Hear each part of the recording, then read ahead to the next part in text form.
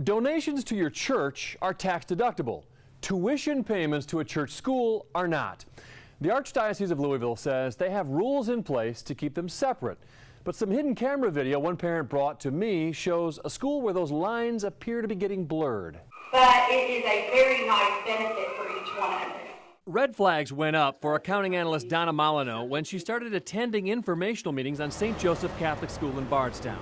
So she recorded the pitches to parents last year and the year before, including this one made by another parent. One of the reasons they've asked me to talk from an accountant standpoint is there is very few ways that you can still rip the IRS off. They got up there and said, we're ripping off the IRS and laughed about it. And I know that sounds funny. No one here's an IRS agent, right? At this Catholic school, non-parishioners pay these rates per child in what's called tuition. Parishioners are quoted these rates per child for what's called stewardship. Same school, same education, roughly the same rates, but one big difference. We are a stewardship model. You know that you receive a tax advantage at the end of the year. The school charges tuition for non-parishioners, but for parishioners, they call it stewardship, which at the end of the year, 100% of what they pay in tuition, they get a letter from the church that they donated as a charitable contribution. First grade class. And much of the emphasis at these meetings is the savings parents can realize under the stewardship model because it's tax deductible. When you look at that, you can really see the true effect of the savings that stewardship brings to it.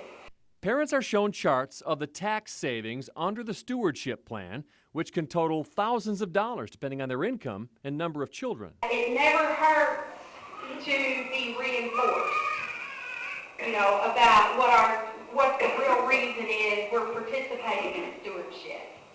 It's wrong. I just don't believe in cheating the IRS, defrauding the government.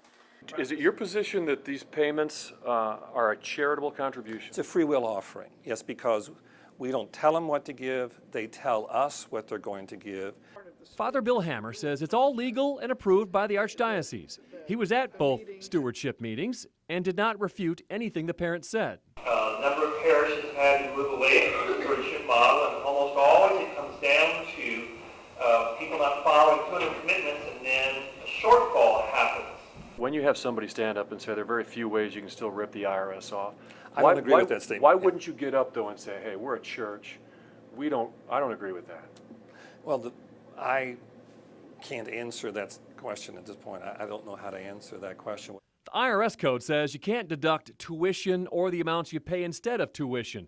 And the U.S. Conference of Catholic Bishops weighed in on the subject of school tuition versus donation and ruled a payment is not a charitable contribution if there is a plan allowing taxpayers either to pay tuition or make contributions in exchange for schooling. That's what you're saying you do. No, it's not. No, that's incorrect the way you describe that. Also not a donation if contributions appeals are made as part of the admissions process. It's not part of the admissions process. When I preach about it, it's on a Sunday to the entire congregation.